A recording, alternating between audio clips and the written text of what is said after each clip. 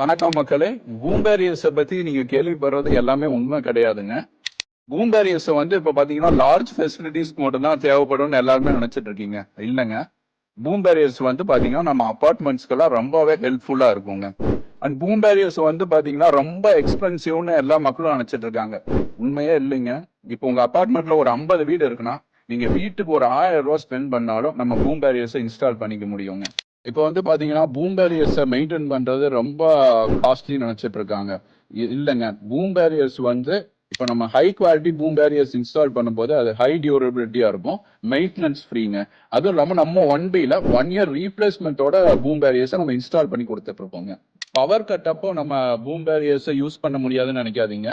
நம்ம இதுல battery backup இருக்கனால பவர் கட் அப்போ கூட நம்ம பூம் பேரியர்ஸை யூஸ் பண்ணிக்க முடியுங்க. ஹை செக்யூரிட்டி பர்பஸ்க்காக மட்டும் இல்லைங்க.